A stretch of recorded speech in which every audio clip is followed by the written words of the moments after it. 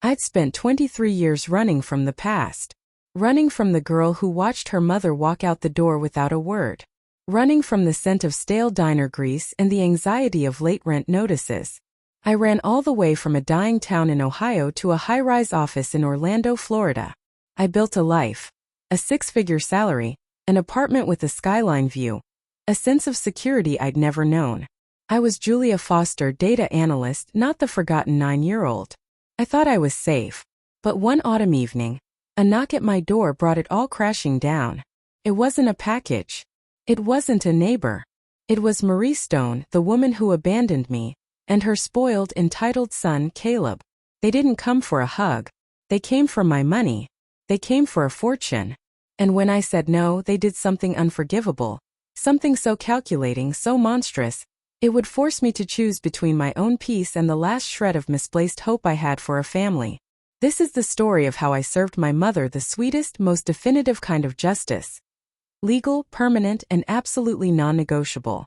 If you've ever felt that soul-deep burn of betrayal, if you've ever been taken for granted or underestimated, and dreamed of serving justice to someone who wronged you, this is your story. Hit that like button right now, subscribe to this channel for more real-life, emotionally charged drama, and get ready. Because this isn't just a story about a family falling apart. It's a story about a woman who rebuilt her life and refused to let the people who broke her profit from her success. Let's dive in. My name is Julia Foster, and at 32 I finally had a life that didn't feel like it was built on sand. Orlando, Florida was my sanctuary. My job as a senior data analyst at a top tech company wasn't just a career. It was proof. Proof that the little girl working 3 jobs before she turned 16 had made it. My salary, far exceeding my wildest childhood dreams, felt like a shield. But to understand the sting of the betrayal that was coming, you have to understand the void Marie Stone, my mother, left behind. The world shattered when I was 9. Not with a bang, but with the quiet, suffocating sound of a suitcase zipper. My dad, David Foster, and mom had finalized their divorce. Dad explained she'd grown distant, restless, and eventually, she chose a new life with a man who promised her a better future. That evening she simply walked out. No long goodbye, no tearful promise to call. Just a woman, a suitcase, and the cold snap of a closing door. Dad and I were left with a small house, a crumbling life, and a mountain of bills. He ran a Greasy Spoon diner in Ohio, a place that smelled like old coffee and desperate hope. He worked from dawn till midnight, flipping pancakes and scrubbing counters, his hands rough and stained. Some days he brought home less than $50 after expenses. I watched the worry etch itself onto his face, the slumped shoulders, the sharp intake of breath over unpaid bills. At 13 I couldn't stand it. I started babysitting, stocking shelves, cleaning houses. Every dollar, every meager paycheck went straight to Dad. He'd argue, saying I should just be a kid, but I was fierce. I was fighting back against the void she left. I'd hide my exhaustion, pretending the ache in my hands from scrubbing floors didn't exist.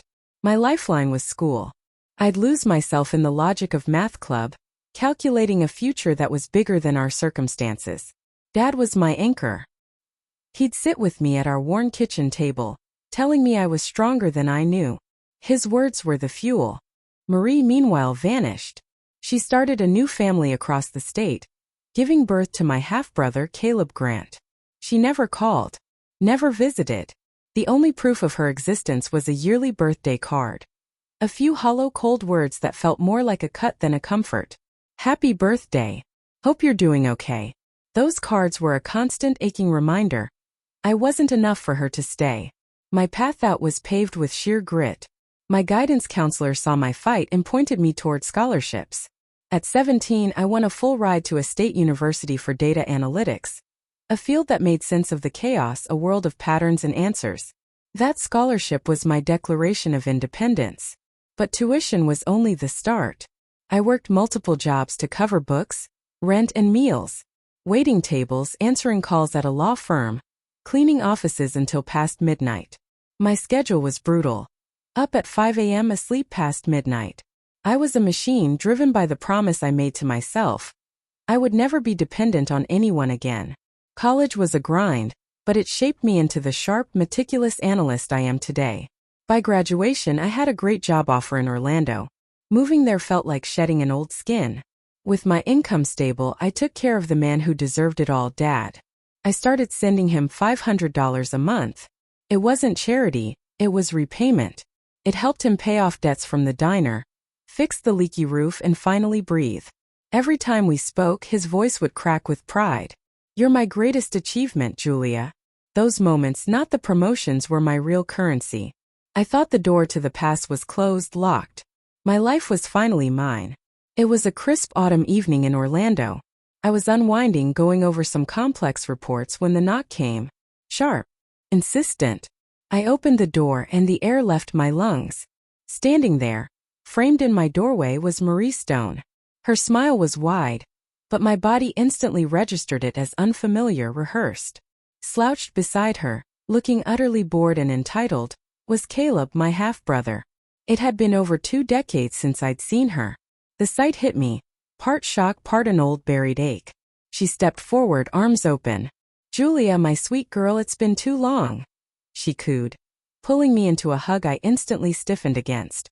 Caleb didn't even lift his eyes from his phone. Hey, he muttered, the most half-hearted greeting I'd ever received. We sat in my sleek modern living room, the space I had earned, and suddenly their presence made it feel foreign. Her eyes darted around, lingering on the furniture, the view of Orlando's skyline. She started with the hollow small talk. How much I'd been missed. How proud she was. Her words felt like cheap plastic. Then, she got to the point. The emotional pivot was breathtakingly swift. I heard you're doing so well, she said, her tone shifting, becoming predatory. A big job. Good money. She leaned closer, her smile hardening. Caleb is starting college soon. His tuition is, well, it's $60,000. And we need your help. Just a little support, maybe $3,000 a month to keep us afloat. The numbers were staggering, but it was the casual entitlement that hit me like a physical blow. Before I could process the audacity, Caleb finally spoke, his voice smug. Nice place, but it's kind of small for someone making bank like you, he sneered, sprawling on my couch, propping his dirty sneakers on my coffee table like he owned it. You could do better. I sat there, my stomach churning. This wasn't a reunion. It was an intervention for my bank account. Marie went on, painting a picture of struggle, saying they were barely getting by. Her voice was soft, almost pleading, but her eyes were sharp, calculating, watching my reaction. You've got so much now, Julia, she purred. Family helps family, right? That word family was a slap. Where was she when Dad and I were scraping by? Where was she when I was scrubbing floors until my arms burned? A sliver of my old self, the little girl who craved her mother, wanted to believe her. Maybe this is a chance to mend things. But my analyst brain, the one that deals in facts and patterns, screamed coincidence is not proof. Her sudden appearance, her precise knowledge of my income, felt too calculated. Caleb interrupted her sob story to complain about his crappy dorm and demanding he needed a better car to fit in at college. His entitlement was a mirror of hers, a venomous reflection. I managed to keep my voice level.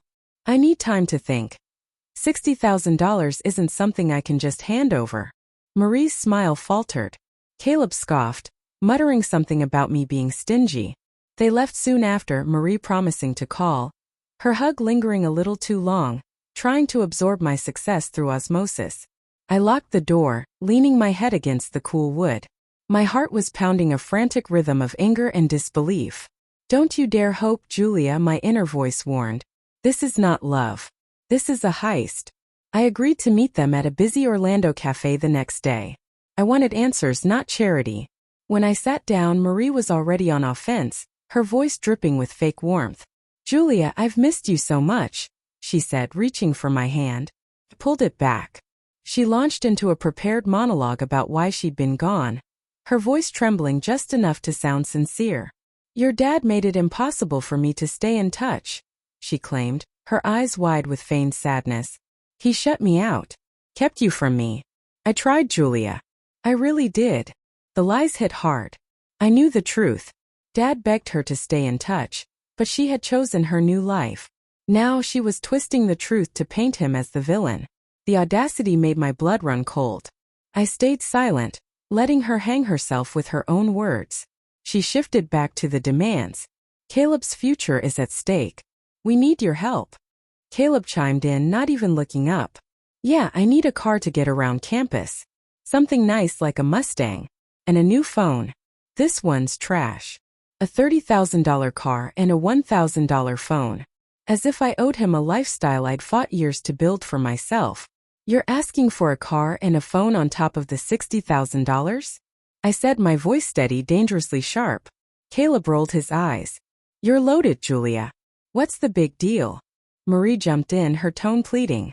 We're family, Julia. You've got so much now. Can't you share a little? That was it. The breaking point. I worked for everything I have, I said, my voice rising, the years of pain fueling the fire. Dad and I had nothing after you left. I am not a bank. Marie's mask slipped completely. Her face hardened, eyes narrowed. You're so selfish, she spat. I gave you life and this is how you repay me. Her accusation, dredging up the deepest childhood guilt, was a razor-sharp cut. But this time I wouldn't bleed. Caleb muttered. Figures you'd be like this. Dad was right about you. The cafe grew quiet. Eyes turned toward our table. I stood up, my chair scraping the floor. I'm done here, I stated, my voice shaking with righteous fury. I don't owe you anything. Marie grabbed my arm, her grip tight. You'll regret this, Julia, she hissed, her face twisted with pure frustration. I pulled my arm away and walked out. The rage, the grief, the sheer exhaustion of her entitlement, it was too much. I'd wanted a chance for closure. She'd given me the clearest answer possible. She was still the same woman, only now her target was my financial well-being. That same afternoon my apartment buzzer rang. I answered it against my better judgment, wanting to avoid a public spectacle. They were back. Uninvited. Marie was overly sweet, but her eyes were darting nervously. Caleb was bored but expectant. I let them in, standing near the kitchen, arms crossed, the chill of suspicion running down my spine. Marie's questions were even more pointed now, how much I earned, how I managed my money. Their insistence felt like a trap closing around me. I stepped away for a moment to grab a glass of water, leaving them alone for what I thought would be 30 seconds. When I returned, the blood drained from my face. Caleb was at my desk, my laptop screen glowing. He was clicking through my browser. And on the screen was a familiar, terrifying sight. My banking app partially open. What are you doing?